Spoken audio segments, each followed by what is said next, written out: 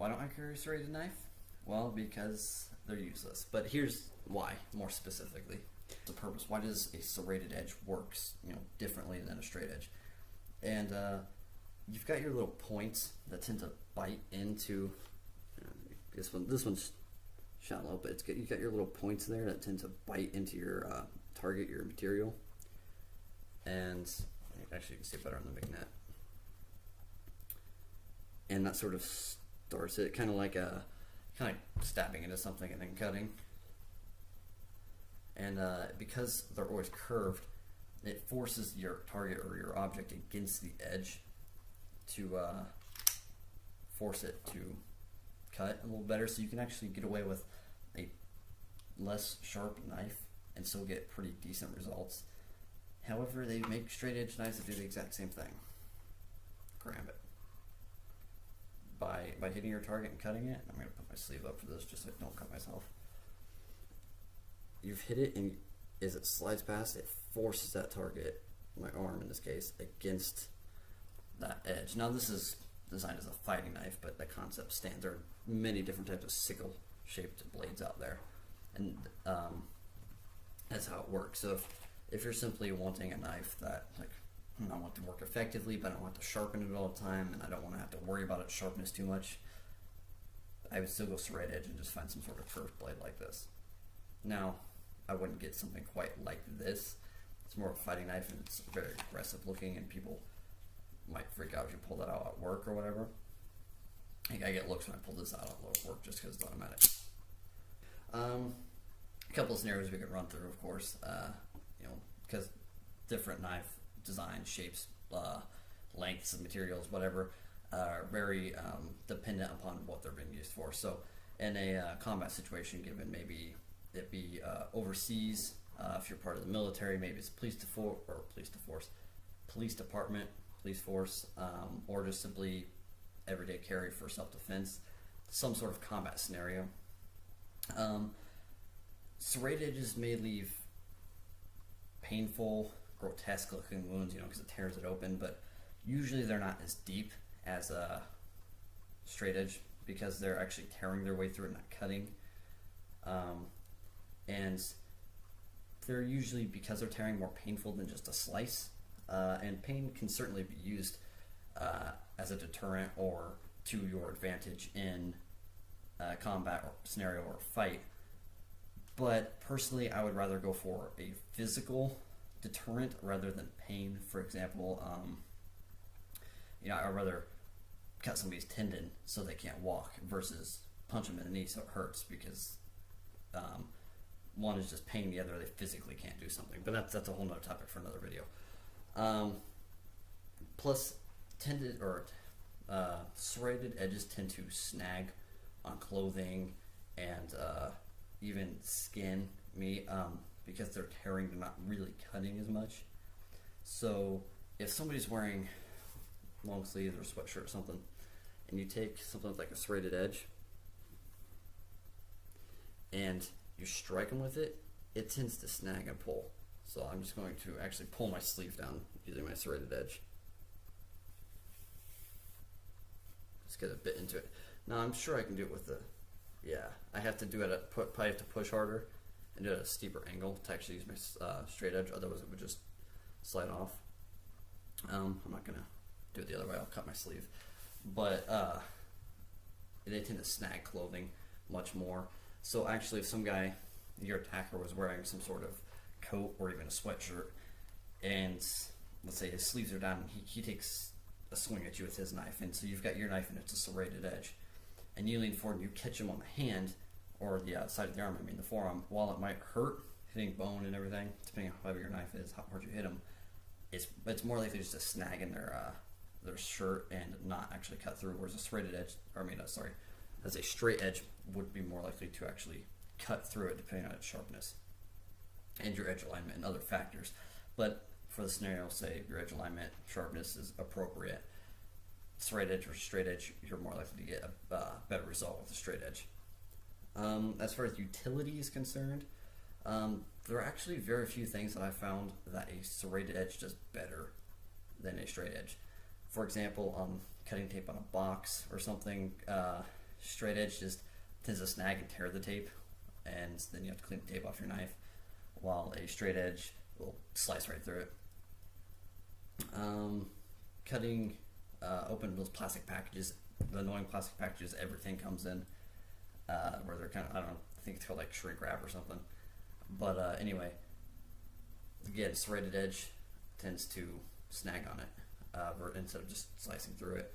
Cutting paper, while you may argue, well, use a pair of scissors, idiot. And that's true, but I find myself using my straight edge knife as a razor blade, sort of.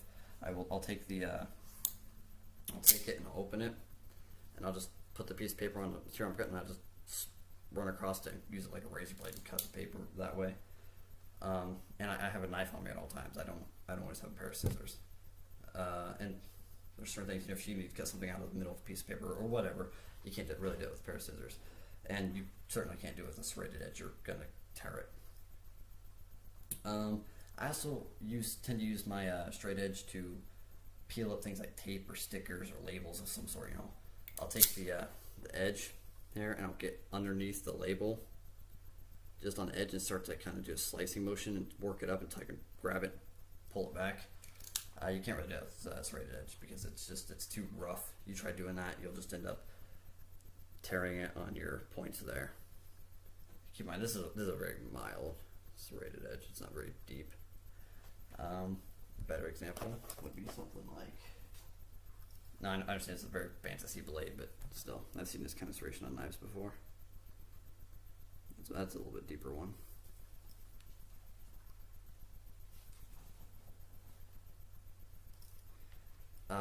So peeling up labels, stickers, tape, things like that. However, I'm not going to be completely biased. There are a couple of things that serrated edges can do better than a straight edge, and that would be things like cutting rope, not string. Like string on clothing, it's just going to snag and tear it. Straight edge is better for that, but like actual fibrous rope.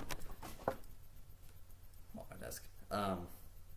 And harder materials for like sawing, things you have to saw through. Straight edges certainly do better. Still, a straight edge can cut rope pretty easily if you have a sharp edge. And anything you're sawing takes a special type of serrated edge. And there are all kinds of different serrated edges. You've got that kind of serrated edge there. There is, that's the wrong side. That's sort of serrated edge there, where it's a little more pointed and smaller. And which kind of brings me to another point. I mean, there are many different types of serrations. There are also several different types of grinds on a straight edge. You've got your convex, your V-grind, your flat grind, your hollow grind. I feel like I'm missing one. Anyway, chisel grind. But all of those essentially still to the same point as cutting. Just it's just, certain grinds are thinner, so they work better for cutting, or some are a little bit thicker, so a little more durable. Your serrated edges go beyond that to different shapes and different functions. Whereas something like this might be good for cutting rope. It wouldn't be very good for, sawing through a tree or bone or anything like that. For example, you could take an axe and put a thin hollow grind on it. You wouldn't want to, but you could, and it would still perform it would still perform the functions of an axe. It would just maybe not perform as efficiently, and it might be more likely to roll or damage your edge, but it would still perform its general function. Good luck getting through a tree branch with that. You need a specialized saw, something that's a little bit thicker, something that's deeper points, usually something at their double-sided. You've got like your point there, and then staggered off and on either side. Like on the top of the Camellias carnivore machete. I don't have that with me at the moment though. For bushcraft, pretty much the same points still stand. A bone saw or a wood saw of some sort would certainly be beneficial out, in the woods or anything like that. But that's a saw. That's not a knife. We're talking about serrated edges on a knife here, and you're just not going to get that kind of function. It's more of a specialized tool. And while yes, you would certainly benefit from having a bone saw or a wood saw, serrated edge on a knife, not so much. All right, so having serrated edges, the best, but there are a couple of advantages with it. So why not go for a half serrated, half straight edge like the Gerber I've been showing you? Well, by doing that, you have actually shortened. Your blade length may be, I think this is 4 inches. It might be 5. I don't know, 4.5, 5 inches, something like that. I don't have a 4-inch straight edge, or if I split it in half, so now I've got 2 inches of each. And by lessening the length of my edge, I am now carrying around my 4.5-inch knife or blade. I got a 2-inch serrated edge and a 2.5-inch straight edge, limiting both of their functions, and the serrated edge is already pretty limited in its function. So I would rather take the loss, so to speak, of being able to saw, again, that kind of serrated edge you're not going to saw with anyway, and be a little less proficient at cutting things like rope and have a full straight edge. Especially since I've never seen a knife where the straight edge is up front with the straight edge in the back. That'd be really weird in my opinion. But by having your straight edge back here, you've actually reduced your ability to whittle or something like that in a bushcraft or any scenario. But going back to the bushcraft scenario, if I want to be able to whittle, you want to be able to put your thumb up here and work your wood or something. And you can't really do that with your serrated edge. It just doesn't do it as well. So then, what about a double-edged knife? You've got, or machete, where one side is straight edge, the other side is serrated, and that's certainly a good compromise depending on the design of the blade. For example, we're going back to that Camellias carnivore. I've actually got a picture of it here. The bottom edge is complete straight edge, top is serrated, and it's can't really see it in the picture, but it's offset for sawing things like wood. That's a pretty good design because you've got plenty of blade length for both. Again, you're losing some abilities, and dare I say it, such as batoning, and I know that's a very controversial topic, but it is something to consider. Since if you have your entire back edge as a serrated edge, as you're hitting it with your other stick or whatever, you're beating up your stick and potentially cutting it in half, and makes it difficult for batoning. Also, if you're wanting to whittle and you have serrated here, you can't exactly put your thumb there. So I personally would want a little bit of a gap here, kind of like a ricasso. And then I would also want a section up front so I can baton, or if I want to put my hand here and do like draw cuts as if I'm like shaving on wood, or even push cuts, like that. And so if you took a knife this size, you couldn't really do that. By the time you've gotten an unsharpened section here for my thumb and an unsharpened section up here for my hand or whatever, you're left with maybe this much serrated edge, and then you kind of run into the problem that you have with this McNet is, I got it backwards. I've got the serrated section, but it's not long enough to do anything with. I love this little unsharpened section up here. I use to put my thumb on it all the time when I'm cutting. But because I don't have enough serrated section, now they could have definitely made my serration go much farther and I've gotten more use out of it. But that's only if I find something to use it for, because again, there's not a whole lot of things that it's better at. I would say the best compromise would be to carry both. Carry a serrated knife and then a full serrated knife and then a full straight edge knife. And I don't quite do it that way. I do carry two knives. I carry this Ratworks MRX chain drive auto knife, and I carry this McNet.